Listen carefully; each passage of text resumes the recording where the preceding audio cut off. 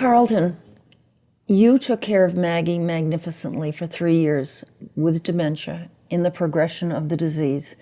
And I want to know if you think there's any difference between a man taking care of a woman or a woman taking care of a man.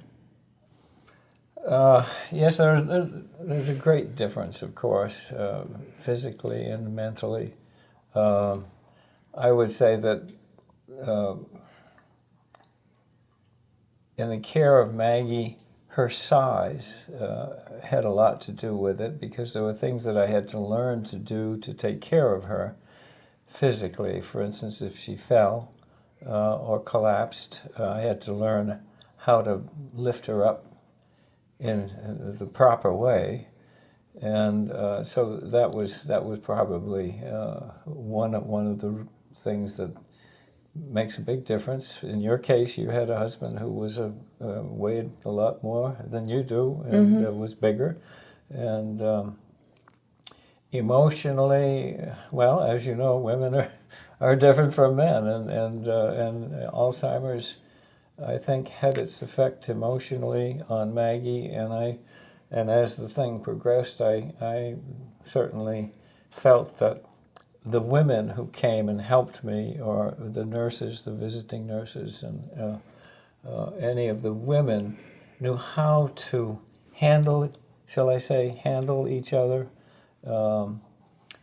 better than men. For instance, we had one man who came from the visiting nurse, and I noticed that Maggie did not respond to him nearly as well as she did when the female nurses came.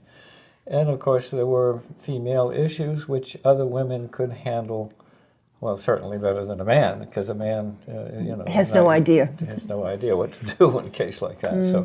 So you have to learn all these things, and yes, there was a big difference. I'm sure there was a big difference, and don't you feel the same way? Yes, I do. And I think women, basically, the way I see it with Glenn is that the testosterone was still strong, and he still had his wishes to do things his way, the way he had been doing them. That's right, yeah. Where the male ego. Yes, well, the woman really likes to be pampered. Right, exactly. And so I can see a woman being more subservient. However, there are women who are very combative.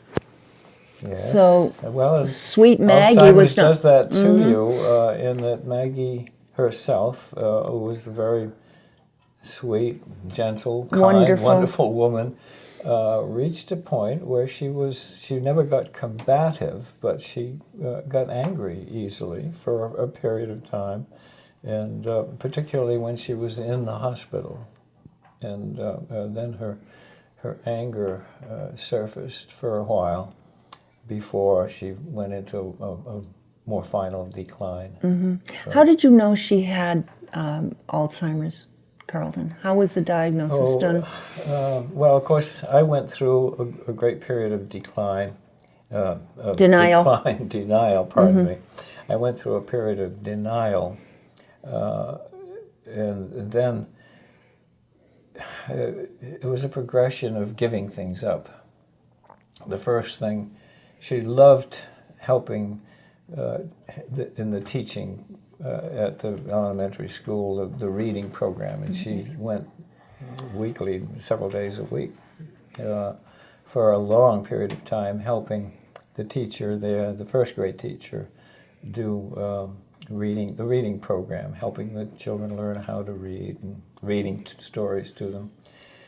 And one day she came home and said that she could no longer do that because she was afraid that she would make mistakes.